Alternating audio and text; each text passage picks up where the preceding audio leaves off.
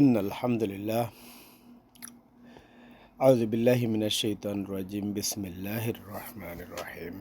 সম্মানিত ফেসবুক অঙ্গনের ভাই ও বোনেরা, আসসালামু আলাইকুম রহমতুল্লাহ।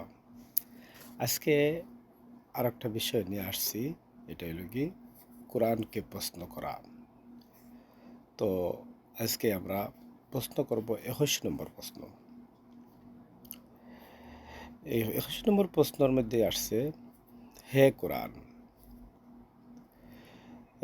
তুমি কি কিসের দিকে দাওয়াত দিতে হবে একটু বলে দেন। উত্তরে আসবে যে কোরআনের দিকে। এখন এটার উত্তর আসবে গিয়া সূরা বাকারার 170।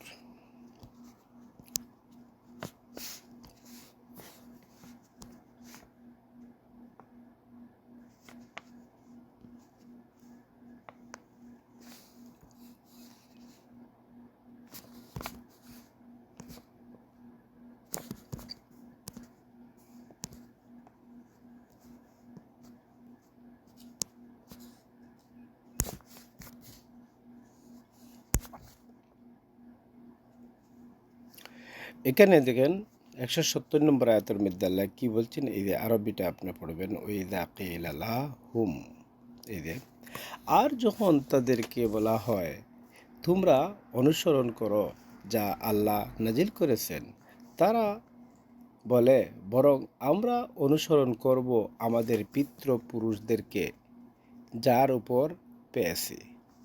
যদি তাদের পিতৃপুরুষরা কিছু না বুঝে এবং হেদায়েত প্রাপ্ত না হয় তাহলে কি? এরপরে যে আবার আমরা চলে যাব সূরা ইমরানের 23 নম্বর আয়াতে।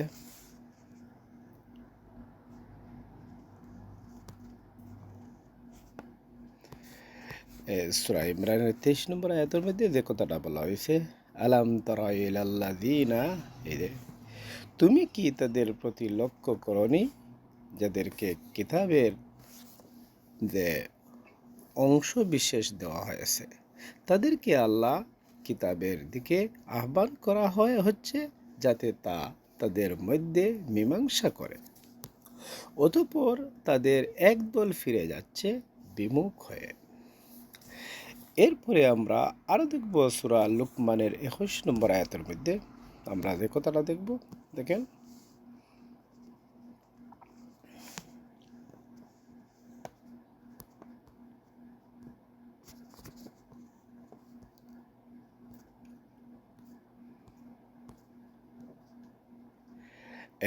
এই দেখেন সূরা লুকমানের 21 নম্বর আয়াতের মধ্যে, ওয়াইযা কিলা লাহুম আত্তাবিউ মা আনজালাল্লাহু ক্বালু বাল নাত্তাবিউ, এটা আপনারা পড়ে নেবেন।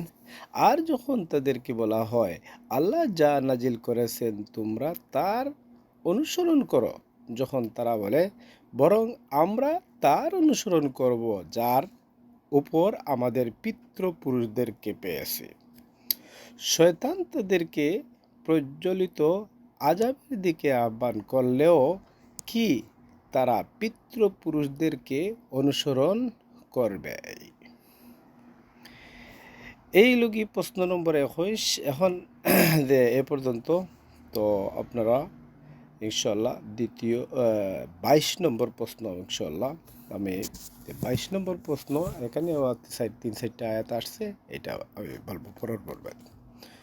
ওয়া আখিরি দাওয়ানা আলহামদুলিল্লাহি রাব্বিল আলামিন।